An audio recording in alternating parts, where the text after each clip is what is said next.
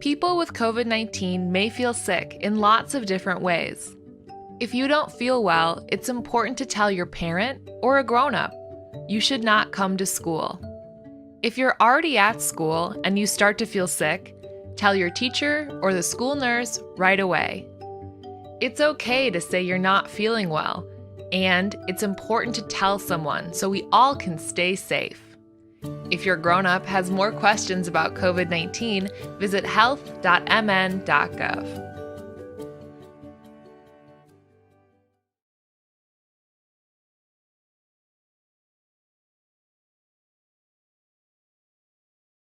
Since 2011, Internet Essentials from Comcast has connected more than 10 million low-income Americans to low-cost, high-speed internet at home. From the beginning, we've designed our program to address the main barriers to broadband adoption head-on, from lack of digital skills to not having functional equipment, to the cost of a monthly service subscription. We provide important resources, such as free digital skills training, low-cost computers, and affordable high-speed internet for under $10 a month. We're also on our way to converting 1,000 community centers into Wi-Fi connected lift zones by the end of this year. Whether at home or on the go, we're on a mission to connect even more people in need, including students, families, seniors, people with disabilities, and veterans. That's why we've committed $1 billion over the next 10 years to reach 50 million people with the education, tools, and resources they need to succeed in a digital world. Hello and welcome to MSR Talks. I'm your host, Stefanetta Harmon, and tonight we're talking digital equity. Having worked in the digital media space for the past 15 years, I've seen that conversations around awareness, access, literacy tend to be giant elephants in the room. We all know we need them, right? But we're not all sure how to get them. And the playing field needs to be leveled when it comes to not just having access to Wi-Fi and mobile phones, but also for computers, high-speed internet, software, and how to use them all. Now, all of these things can help improve your quality of schoolwork, make it easier to access resources, get higher paying jobs, or even just connect with family and friends. Now, I know digital equity and inclusion have become major buzzwords, but there's real work being done around them, especially in Minnesota.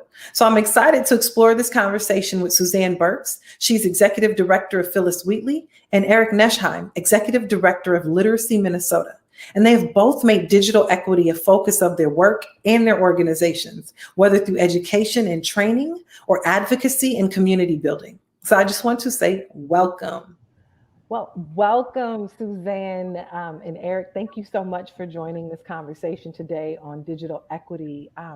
Super excited to have you and super excited to really dive into what it all means, right? We often hear, when we think of digital equity, we hear digital divide, digital inclusion, digital redlining. How do we really approach this conversation in a way that makes sense to folks? Mm-hmm. Eric, you want to go first, and then I'll follow you. Sure. I'll start. We're sort of coming from a little more big picture. My agency is Literacy Minnesota, statewide organization that does a lot of work with digital literacy as one of the literacy pieces that we do. And this is a topic that's been growing over the last decade. I don't think people even noticed it as much maybe until the pandemic, just how big a divide we're really up against when it comes to this digital divide that we're talking about. From our perspective, we deal with literacy, and that oftentimes to people means English as a second language, GED preparation, getting ready for school. Those are the types of things. We've been running across more and more people who have lost their job or want to go back to work and don't have the digital skills to do it, because nowadays 80% of jobs require some kind of digital skills, and a good third of the population doesn't have those skills. Mm-hmm. So more and more you're starting to see, and that number 80% is just growing. And so as you see, almost any job, including parent, having to go to school online with their kid, or having to go on the portal for their health care, or filling your bus card, everything requires some kind of digital skills nowadays. And so we're seeing more and more this gulf between the people who have those skills and the people who don't have those skills. And that's what that divide is. And I think during the pandemic, what we've seen is it's turned into essentially a canyon. And so, the idea that, everybody should have a device, everybody should have access to the internet, and everybody should have the skills, that's what we call the three-legged stool, would be the perfect world. And we are not in a perfect world. Okay. So Yeah, and you ready? Yes, please. Okay. So I would just add to that. One of the things we decided to do when I came on board about a year ago now at Phyllis Wheatley Community Center is to focus on digital literacy.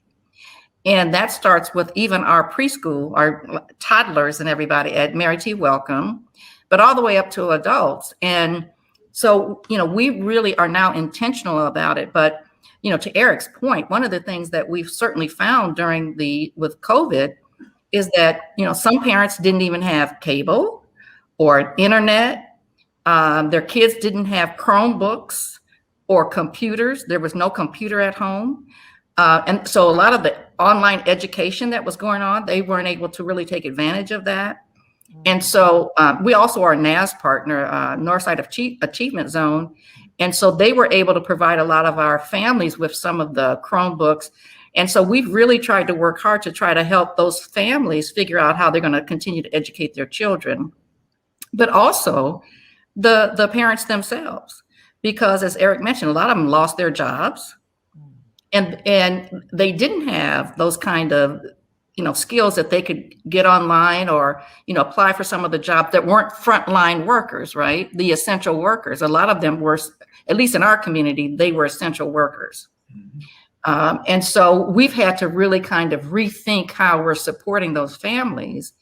And then some of the programming that we've been offering is really focused on, ensuring that people have some of the basic digital skills, as well as then starting to move up the ladder, so to speak, to ensure that they are able to get certifications in order to get really good paying jobs. So we're kind of seeing the gamut. Yeah. And, just to add to that, there's all kinds of opportunities out there.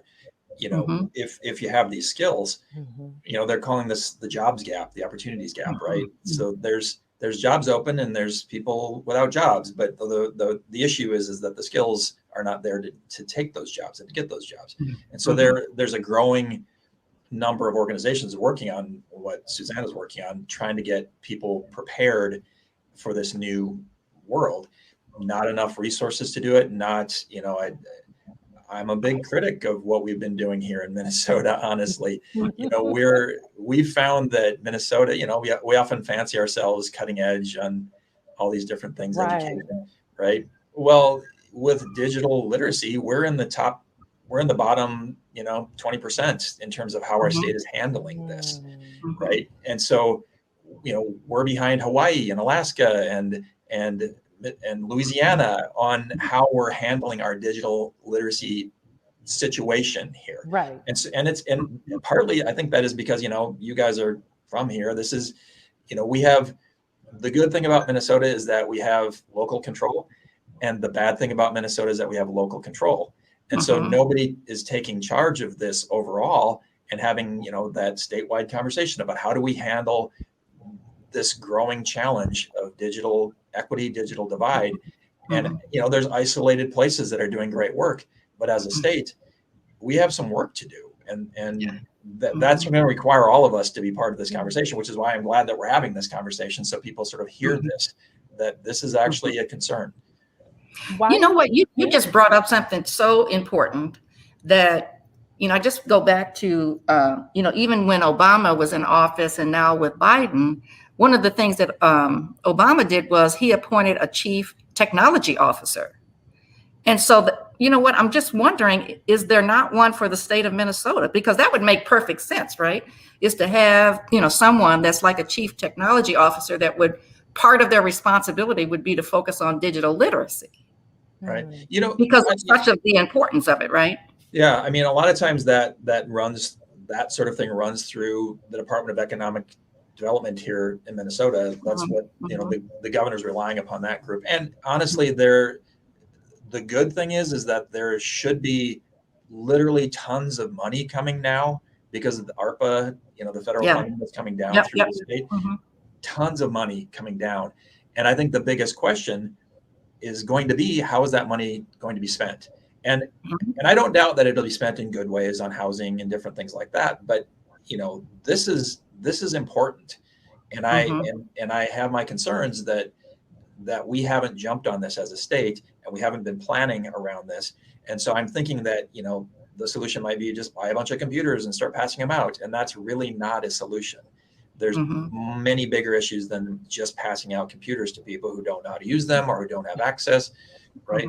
Who can't even get Microsoft Word or whatever it is, because now everything's on cost. Right. What I'm loving right now are two people who have not been introduced prior to this conversation. You're both in the space of literacy, education, equity, and they're two people in a room who are talking and having those ideas for movement. And I think we appreciate you bringing us together. And we absolutely. need to see more of that. I think when you're talking about like what's going to happen next, it has to involve people like you and the work that you're doing at Phyllis Wheatley, Suzanne, and Eric at Literacy Minnesota. How you have the people who are on the front lines every day, working with the community to help them move forward, and seeing how those challenges are impacting their everyday. Like you talked about the jobs and not being able to access work, or not being able to even get onto the education platform when we've been at home during the pandemic. Those are the things that I'm seeing just right now from the conversation. If you're in the room, then you can impact change. And so as people are watching this, I want you guys to also think the same thing. If you can get into the space and start participating in the conversation, you can begin to impact and affect change. So definitely. Yeah, I mean, I would say that if you're running into people who make decisions, lawmakers, if people feel like getting involved in legislative processes, this is a really good topic to start bringing up. This is an important topic, and that's how you get change in these areas, is by really pressuring. These are the issues that our community is struggling with. This is our future. We can't just let this go. And Eric, I love the fact that you're bringing that up. One of the things that we're going to be doing now at Phyllis Wheatley is really fully re-engaging again in community. Because I have this idea that we need to reimagine community. What does that mean? And what's the responsibility, right? So to your point about elected officials, well, we'll host some of the candidate forums now coming up because it's an election year with our city council and the mayor and so forth. Well, we need to understand, in our respective communities, what are they doing? I mean, really, what are they doing? And not have it be so disjointed. And that's what it feels like to me. It's truly just disjointed where, the city's doing one thing, maybe the county's doing something else, and then you got the state doing this. And then, Minnesota's great to have, all the different councils, the Met Council, and all these different things. But how are they all really working together?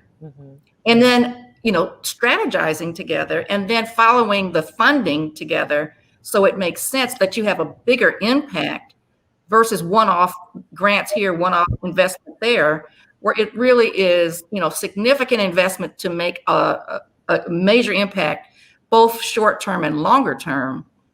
And that's what I think the community is looking for, is to say, to your point about, well, it's nice to give us a computer, and that's important. I don't want to. It's one piece. Yeah. But if they don't have internet, and if they don't know how to use it, nobody's educating them on how to use it. And I think you mentioned that as well. So what good does it do? Now, their children may know how to use some of it, right? But the parents that may not have a job may not know how to use it. And sometimes it's their pride that they don't want to say, I don't really know. Yeah, it never ceases to amaze me. We have a site where I actually tutor. Before COVID, I tutored, for years, helping people learn about digital literacy, helping them go through how to use the internet, how do you use Word, how do you get an email address, all that sort of stuff. And you'd be surprised who would walk in those doors. It wasn't the normal crowd that you'd see. Oftentimes people who walk through those doors were what we would normally have called fully literate people, right? But they didn't have these skills, and they were, whether they were, nervous to admit it or not, I don't know, but they knew they needed them. And so they came and they could get them. There's ways to do it.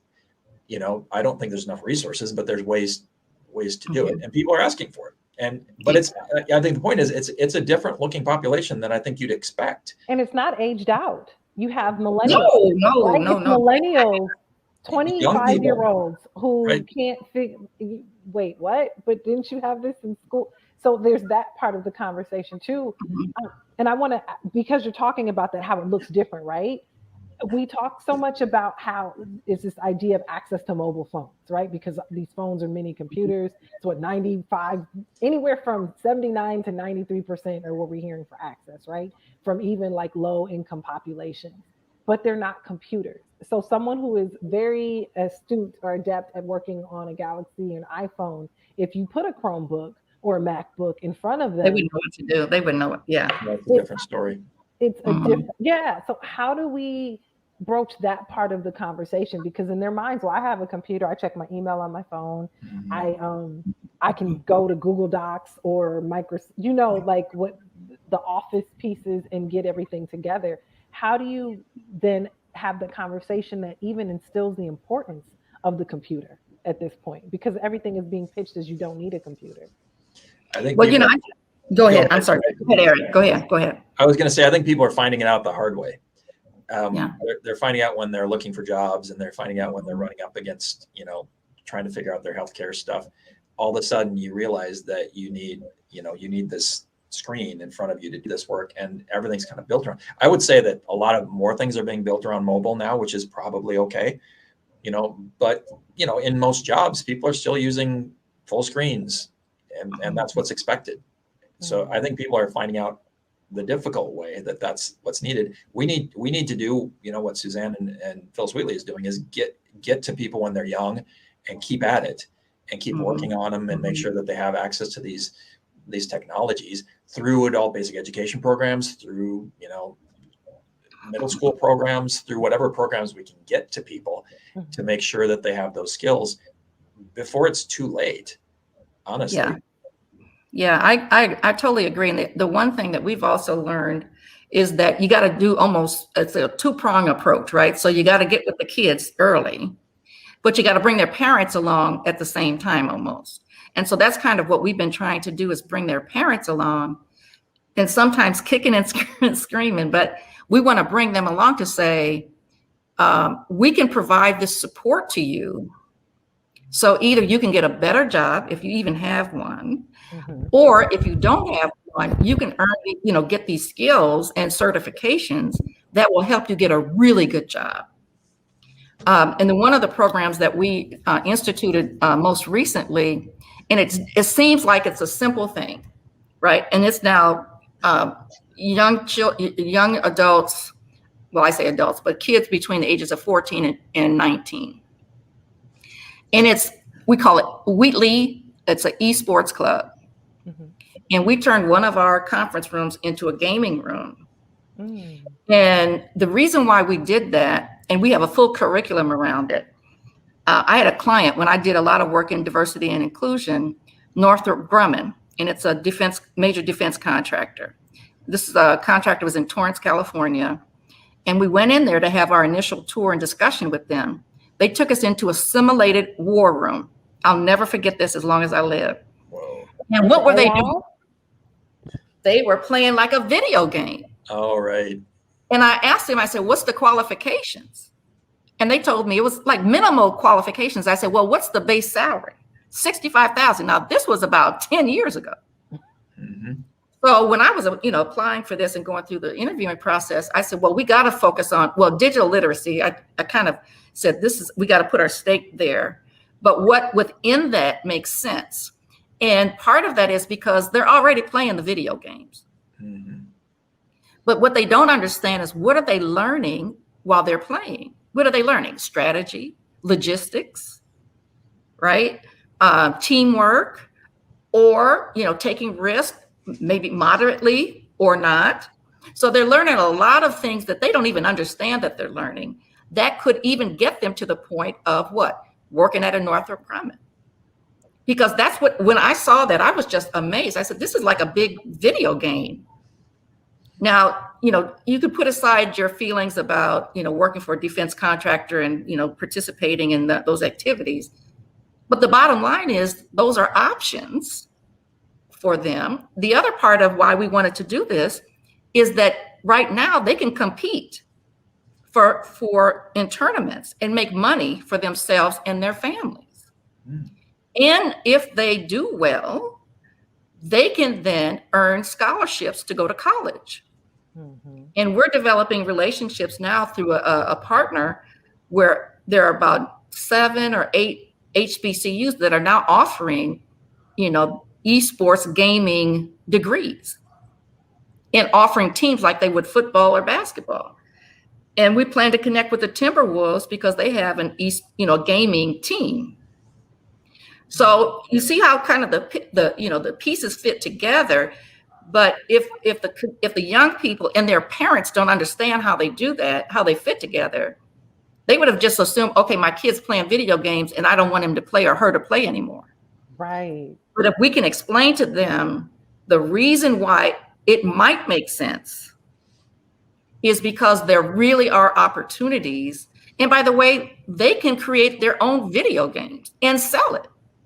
And that comes back to equity and the inclusion piece about not just knowing that you wouldn't even know that because you don't have the access to it, right? You have to see someone. When you saw it 10 years ago, you were like, I never knew this. So now you're introducing kids to have the access to it. You are creating an environment where it shows you need a computer, right? You need Wi-Fi, internet access. This is not like those games you can't play on your phone. Those games have mechanical keyboards that people have purchased. Like it's a whole thing. It's a whole. Well, they can build their computers. Most of them, and we're offering a program where they can build a gaming computer. It's not a regular computer. No, it's a game. That's just brilliant. I mean, that's all brilliant because what you're doing is you're giving people those skills of building a computer. They're excited about it. They're happy to build that computer, and they're learning how to build a computer. And on top of that, then they're probably sitting there trying to figure out how do I develop a game because I want to make my own game. And those are all skills that whole concept of doing what people think is fun and having that be work. Why not? What the heck? Let's do it. If it's going to work, let's go for it. Right. And to your point too, Eric, part of the digital literacy in our mind too is digital design, graphic design, creative writing, marketing, all those elements that go into, in this particular case, obviously it's the video games that I'm referring to, but it's all online. Right. Mm-hmm. I mean, there's some, if you do illustration, that might be, outside of that, but you've got to usually most of this is all online. It's digital, from that perspective. And if you don't understand even how to use a mouse, for goodness sake, what, or a pen, electronic pen, on a tablet. I mean, look at what happened during COVID, right? The people who were on one side of the digital divide could go home and do work on their computers. The people on the other side of the digital divide had to go in and expose themselves to COVID every day, right? Yep, exactly. And, and that shouldn't be the case. We shouldn't have to be thinking that way. We should be able to, why would that be? But here we are. I mean, that's why that gulf grew. And, and the pandemic, it changed because of it, essentially. Right. But, too, even if they had a computer, what we learned is if they're in an apartment complex, the whole internet was so important because oftentimes they didn't have the right kind of bandwidth in those apartments in order to do anything online. So and by the way, if they had multiple people in their home that were trying to either do schoolwork and or work or Zoom, then that wasn't enough. And so they were limited to be able to even do any of that because there wasn't bandwidth. So the whole issue of broadband becomes even more important. Yeah, that's a huge issue. And, people think that that's a greater Minnesota issue that out in that there's these, and it's absolutely true. Out in greater Minnesota, there's lots of gaps, but I don't think people realize in the metro just how many dark spots there are and how low a bandwidth you have in those apartment complexes, for example. I don't think. Yeah. I mean, one of our staff persons, she, for a minute we worked from home and for about a month or something like that. And she would constantly get dropped. from our, Zoom calls at that time, we've tried to transition to Microsoft Teams. But anyway, she constantly would get dropped off and we kept saying, what is going on? It was bandwidth in her building. Right. Yeah. And those are the things that all of this money that's coming down from the federal government through our legislature should be handling. The bandwidth issues, the education issues, even the device issues should all be handled through those resources. So I think it's important that people know that, because our legislature this coming session is going to be making big decisions about what happens with that money. Okay, so don't let me get started on that piece. Okay, wait. How can folks get in on that? Look, this conversation is great. Okay, so let me just tell you. Okay, because we're starting to really there's so much to unpack there. So I used to do government relations, not only for General Mills, but other clients after I left General Mills. And I did a lot of work on Capitol Hill in DC. The bottom line is, if you don't know these legislators, I don't care if they're federal or state, you're not going to get that money. However, a lot of nonprofits, the leaders don't believe that they should be lobbying or have a lobbying firm lobby on their behalf or advocate on their behalf. There's no rules. There's no rules that say that they can't. Right. Okay, so but the other part of that is a lot of the Black-led legacy organizations have typically not done that. And so as a result, they've not usually been included. But I think we have more, leaders now that understand kind of the, how things work, which is important to do. But there's no reason. If we don't get in line for that money now, if we don't line up for it, we are not going to get it. And I'm talking about serious money. No, it's serious money. I mean, and I think you're right about a lot of nonprofits not understanding that the rules around lobbying and advocacy. I mean, most of what nonprofits do is advocacy. It's education. It's not really lobbying. A very small percentage is actual lobbying, where you're working on a bill, for example, right? And nonprofits are allowed to do that up to a fairly high threshold, actually, without it ever affecting them. But I do think it's a little scary, and it's a little confusing, probably. And if you don't have, good help, like a lobbyist, for example, it's really hard. It's hard to do. One of the things that we're working on right now is, with the help of, Comcast, essentially, and some other partners, we're looking at trying to get some kind of a digital navigation project going that would help people, hopefully statewide, where there would be resources flowing to community programs, for example, like Phyllis Wheatley, where you would have resources, hopefully, to pay for people to help with digital navigation. And digital navigation is essentially helping people have access to devices and figure out how to use them and the skills that come along with that, right? And as part of that project, we'd like there to be training for those people and some kind of ongoing support and resources for that crowd. And then they'd be out in all the different agencies doing this work. And I think it would be great if we could get something like that through the legislature. A lot of it has to do with education. And I think a lot of what they're going to be doing is broadband and devices. And so we really have to keep putting the pressure on about how that's going to come down, where it's going to go, thinking about this from a statewide perspective, like you mentioned. So it's not disorganized. And so Hennepin County isn't doing one thing, Ramsey another thing, Minneapolis, St. Paul, Anoka doing something else, which is what we kind of have right now. Yeah. And I think, to your point, where I love the idea, the concept, I think that would be really strong. But like anything, it's the will to do it. There's money. Right. I mean, Minnesota's a rich state in so many ways, right? And I've lived in, about 7 states now. And, coming back, I'm just like, Minnesota is still a rich state, but it's the will to do it. In my mind, there's no reason why we can't do it. Right. No, I agree. I think you're right. Honestly, again, not to point fingers, but we have, our economic development department, DEED. The guy in charge is a Google guy. They brought him in from Google. He understands technology. He understands that this is a jobs issue. A lot of this, right? So we should be really pressuring that group as well. If funding starts to flow through them, that this is what the communities need. Mm-hmm. There's a lot of money. There's a lot of need. Let's match that up. Let's make sure people are getting the skills they need to get the jobs that we keep talking about being unfulfilled. Well, I have some good news that I can now publicly share. Okay. We were one of 4 organizations in the state to receive a DEED grant, and for, the skill building and job placement. Nice. Comcast agreed to be one of our corporate partners, so that as we're training them in the basic skills, that they then would consider those that graduate and look to place them in their organization. We had Comcast, Medtronic, and Microsoft. And so, we weren't sure. I mean, it's statewide. There was a lot of, organizations. I think they said they had 5 million in requests, and they only had $925,000 to give out. So, I mean, we were really fortunate in that.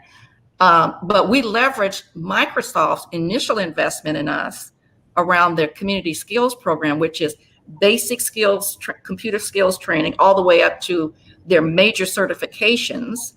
And so we leveraged that in trying to get DEED and a couple other, opportunities that, we're looking at for our Digital TechWorks Academy, kind of all that's underneath there. And we were just now announced it. Yeah. And to your point, we're going to work hard. Yeah, that's what they should be doing. And you're doing the right thing, keeping in there and making sure you keep those contacts hot. Yeah. And how did Comcast, because I know this is part of Comcast conversation, right? Too. So you're also a lift zone? We're a lift zone. What does that mean? So what they did is they came in. We had our Wi-Fi, it was spotty at best. So and they said, they came in and they upgraded all of that. So they expanded our bandwidth so that we can have our, gaming room now. We can have all of our staff to be able to access the Wi-Fi. And if we have multiple people in our multi-purpose room, like 20 people on a computer, and we got 20, gamers going on in the game room, that our internet's not going to shut down. Okay. So for the buffer, got it. Yeah, and they upgraded other parts of the system that really made that happen, and that's a significant investment, for any company. And then they provided some operating support to support our programs, which was phenomenal. They've just been I've been on the other side as a grants officer and someone who represented a company, which at that time it was General Mills, but they're doing it right. And I can't say that about most, Comcast, Mortensen, Microsoft, philanthropies, they're really thinking differently about how to really engage with not just the community, but organizations that really need that kind of support in the community to make things happen. Yeah, I would second that. Comcast has been a good partner and has been really on the sort of thought edge of this. So they're thinking bigger than just what they do. They're thinking about the community. They're a business, but they're thinking about the community, and they have the right people. Right. Yeah, see, that's key, right?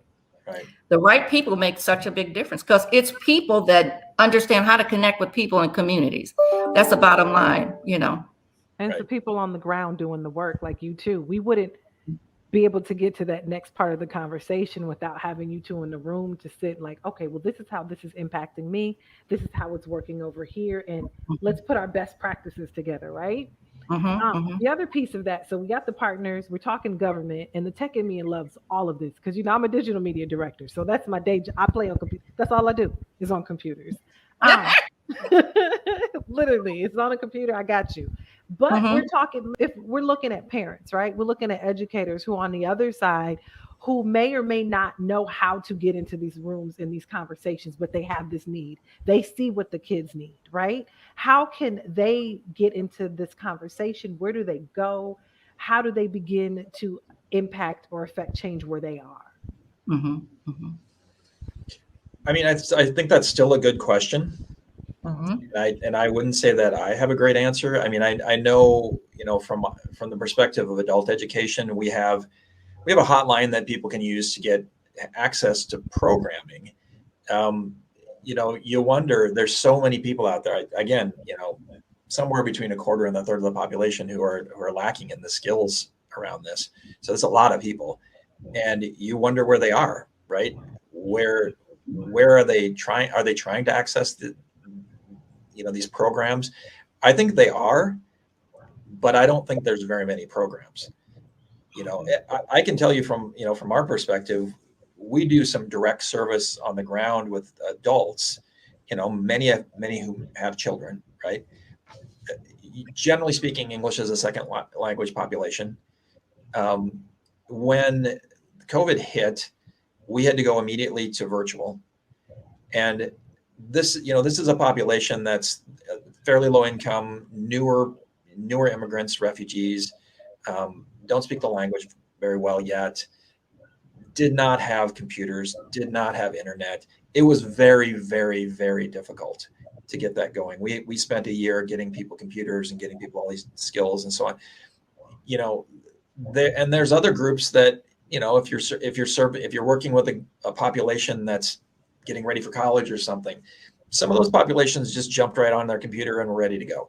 So it varies dramatically depending on your situation. I'm hoping that we can get to a point by the end of this year or early next year where there is things like hotlines where people can call and ask, figure out where to get help, because right now I don't know, honestly. I mean, if somebody knows about Wilder or the different programs that have availability, they'll go to those programs. But if they don't know about it, I don't know what they'll do. I think it also is requiring us to think differently about how we connect with people. So we do trauma-informed services for adults who are court ordered to come and do our programs. And so if they come to us, part of what we have to do is an assessment to say, where are you? What kind of support do you need? Where are you with finding a job? What kind of skills are you looking to improve upon? So we've got to do it. We've got to think about it differently versus just doing the counseling in the groups versus saying, no, I mean, if we're going to really do wraparound services, we got to wrap it around really. And then that means that we've got to be more thoughtful and intentional about the assessments that we do for everybody coming in, as well as with our Child Development Center, even with those parents. So we just recently hired someone that's all that person will do is engage with parents and speak with the parents about, how can we support them? And I'll just use a quick example. One of the parent, his wife died in a car accident, unexpectedly, of course. And little girl was less than 3 years old. And he was traumatized. And he didn't even know how to accept help. So he was so angry, and he eventually pulled his daughter out, but then he came back and said, I just was not ready. And he didn't have a job. He didn't know how he's going to pay his rent. And we were going to help him do all of that. Find a job, figure out how we can help him pay his rent. But he was not having it. He just was not in the right space. So it took him leaving and then us just staying in contact. That's all we did. We didn't pressure him or anything else. We said, if we're here, if you need us. And then he came back. He was gone about 2 months. He came back literally 2 weeks ago. And now we're working with him to do that. But it just, we've got to just think about how we're going to re-engage with people, differently and quite frankly, where they are. And I know that's kind of one of those cliché statements, but literally everybody's in different places. You got to take the fear out of it. Even in the staff at Phyllis Wheatley, I have, access to really good internet. I don't have problems with that. I told you about one of our staff members that had spotty internet. So we're trying to conduct meetings virtually, and she's dropping off every 2 minutes. It will drive you crazy. But you see, I'm blurry right now. Look. Yeah, right. Dallas. Thank you, Dallas. You got to look at, how do you pivot and then offer your same programming that you would normally do in person. Mm-hmm. And then when you bring people back, is it going to be a hybrid? Is it going to be back in person? What do you do? How do you keep your building sanitized so you're spreading anything? So there's a lot of things that as not a nonprofit, you got to think about a little differently than we would have otherwise. Yeah, there's a lot, and there's a lot of interest and need out there, and I think people are struggling to figure out where to go and what to do. Just a small example. A few years back, the St. Paul Public Library came to us and said, we have a lot of people coming to the library asking for, like, how do I do internet? How do I do Word? And so they said, is there some way you guys could come up with an assessment so that we can do a quick assessment of these people to see what needs they need to work on, right? And we said, yeah, we can either find one or figure it out. So we went and looked around, and there wasn't one. It didn't exist. And so we said, okay, we'll develop something. So we put something together with the help, I think, Bremer Foundation and a few others, and put it online, thinking that we'll use this in St. Paul and for our little literacy programs in the libraries in St. Paul, right? And now 9 years later, we've given 6 million assessments worldwide. Wow. Because there was this monstrous need out there that programs all over the place were looking for. How do I figure out what people need when they're coming and asking for things? So libraries, workforce systems, community colleges, literacy programs, even some businesses, and they're all having these people come and not have the skills they need to do their jobs or to use the library or to use their teleport, for help. And so they take this assessment, and now there's curriculum involved in it, and there's also some online learning that can happen with it, and it's just being used. It went like hotcakes.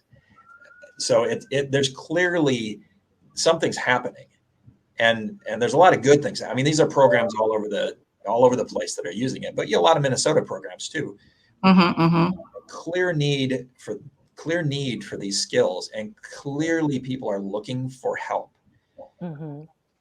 And this continued education piece, thinking about, I know when people like, well, I went to school, I'm smart, but it's not about not being smart. It's about technology changed in 6 months. Even your computer that you got 6 months ago is obsolete. It updates every couple of minutes. Right. So it's staying on top and bringing people into the fold. So one, understanding that they do need some assistance, but also not making them feel stupid for needing assistance, and then taking the fear out of what that is for when they do begin to engage in learning. I hope so. I hope so. And I think that's true. I can't say that for sure because I'm not in that position, but I don't think people feel that not understanding like how to use Word makes you stupid. I don't know. Some people do. Maybe some people do, but I also think that with literacy, we've always had this long stigma where people don't want to come to a program because somebody will find out that they're not literate, right? That's been a long-standing issue that we've had in our field for decades and forever. I don't know for sure that's the same case with digital issues. It's a little different. These are additional skills that people are gaining, right? So I'm hoping. I think it can be portrayed as something. No, you're just gaining some additional skills to get this job that you want, right? The other thing too is what we're saying is the importance of also helping the more senior community with some of the basic skills as well. And I'll use my parents as an example. My father still has a flip phone and keeps it in his glove compartment. So he doesn't want to do anything. That's just for emergency purposes. But my stepmother, now she has an iPhone, and now she's learning that you can, she can text now. She was so excited that she could text. I'm just like, I'm so glad, you can text me. But it's, but she was so excited. But what we're seeing, even when we're doing we do COVID testing and the vaccinations at our site, and there's a senior high-rise close to us, and a lot of them had no clue. Calling our hotline or trying to figure out how to go online and set up, an appointment, they had no clue. So what we're finding is that the seniors need support as well, because in cases of emergency, there's all kinds of, issues around that for them, that if they have newer technology and they know how to use even something as simple as an iPhone for us, but for them, it's a scary device, right? Challenge. Yeah. I think your mom needs to teach my mom. No, but the access for seniors was a huge issue at the beginning of the vaccine distribution because they were the first ones to be able to, and they could not go online to see if they could access Right. it. You know, and that's perfect. That's a perfect example of our situation, right? That online form that you needed to fill out to get your vaccine, very complicated, not written in ways that made sense for different communities, for people who were not digitally literate. There was all kinds of input put into that. They didn't listen, and it was a disaster, right? Yeah. Forever. And when are we going to learn this? This was a perfect opportunity, and we blew it. Well, even now, I mean, when you do your test, you have to go online and have somebody watch you do this. If you have a saliva test, Right. They actually have to watch you do it. You have to do virtual, right? And so if you don't know how to get on a computer, let alone go on Zoom, and then try to figure out how you're going to be able to do all that and then have somebody watch you. I mean, just think about that for, somebody 75, 80 years old is trying to do. I mean, no. Tap out. No, they tapped out. My mom has a little button for Zoom, and she's like, I was on here, and then she went away because she closed the screen. She didn't get that. Just like, we could go on and on. Yeah, right. But yeah, right. But it's not just our moms, though, right? It's also our friends and younger folks, and I think that's where we come back into this conversation that Eric was talking about before. It doesn't look like who you think it would look like. It's everybody. Right. There's no like type of person. It could be the head of whatever agency to the educator who's like, wait, we got to do what for school? So I mean, I'm convinced that that one of the small silver linings around COVID is that this issue has come to light, and now everyone's talking about it. So it's not undercover anymore. It's clearly an issue that we're talking about and needing to deal with. And there it is. And COVID made that happen. So I don't think it's going to go away. So the digital equity piece, yes, right, as well as the health equity piece. Mm-hmm. Those two, COVID really brought to light the disparities that really exist in the communities. And sometimes they're interrelated. Exactly. Yeah. Mm-hmm. Yeah, no, that's true. So I think there will be continued good conversations about this, and we can't let it go away. Because as COVID, well, who knows if it's going to go away? I don't know. But if it does go away, we can't let this go away because otherwise we'll just go back to the old way. And I think we have an opportunity here. We have a really good opportunity here to really make this.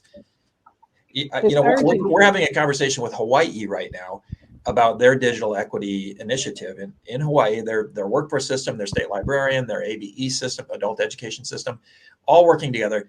Their goal is to become 91% digitally literate in Hawaii. And I believe them. They're going to do it. I have no doubt that they're going to do it. They got the right people involved. They have the will to do it. That's what it takes.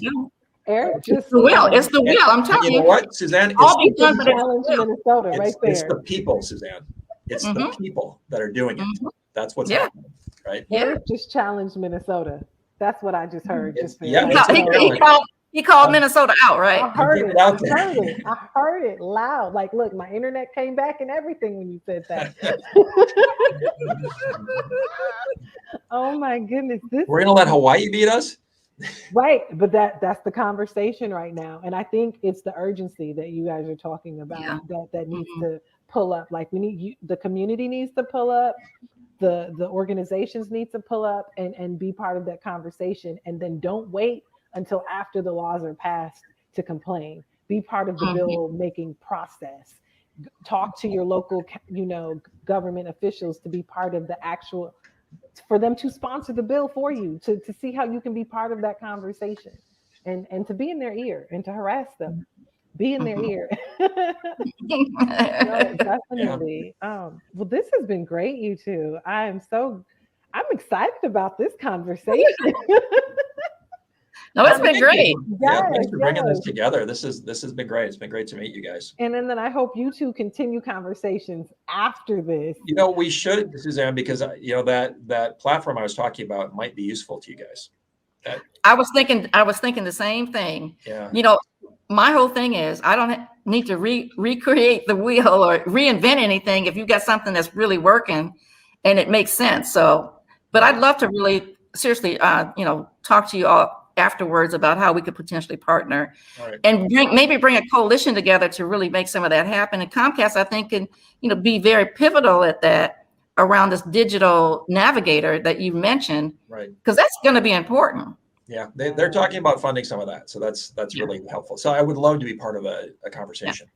Love this. That would be great. I love this. So thank you for tuning in, everyone who is tuned in as well. Suzanne E. Burks, she is Executive Director of Phyllis Wheatley Community Center.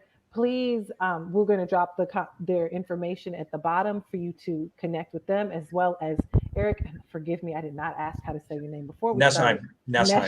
Eric Nesheim. He is Executive Director of Literacy Minnesota, and we're also going to drop his information at the bottom as well to connect with these two important organizations for the work that they're doing in connecting digital equity with the community and talking about inclusion and breaking and reducing that digital divide. So I just want to say thank you to, and I look forward to more conversations on this. This is very enlightening. Yeah, this is great. Thank you so much. Thank you so much. Yeah, it's been great to hang out with you guys. Since 2011, Internet Essentials from Comcast has connected more than 10 million low-income Americans to low-cost, high-speed internet at home. From the beginning, we've designed our program to address the main barriers to broadband adoption head-on, from lack of digital skills to not having functional equipment to the cost of a monthly service subscription. We provide important resources, such as free digital skills training, low-cost computers, and affordable high-speed internet for under $10 a month. We're also on our way to converting 1,000 community centers into Wi-Fi connected lift zones by the end of this year. Whether at home or on the go, we're on a mission to connect even more people in need, including students, families, seniors, people with disabilities, and veterans. That's why we've committed $1 billion over the next 10 years to reach 50 million people with the education, tools, and resources they need to succeed in a digital world.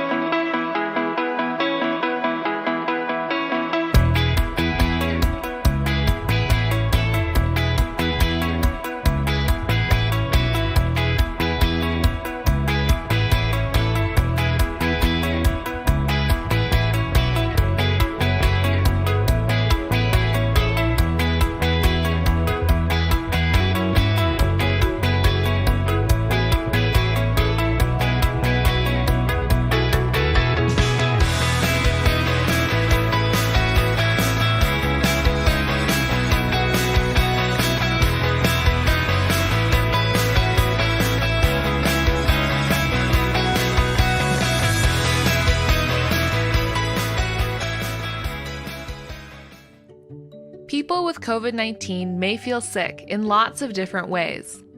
If you don't feel well, it's important to tell your parent or a grown-up. You should not come to school. If you're already at school and you start to feel sick, tell your teacher or the school nurse right away. It's okay to say you're not feeling well, and it's important to tell someone so we all can stay safe.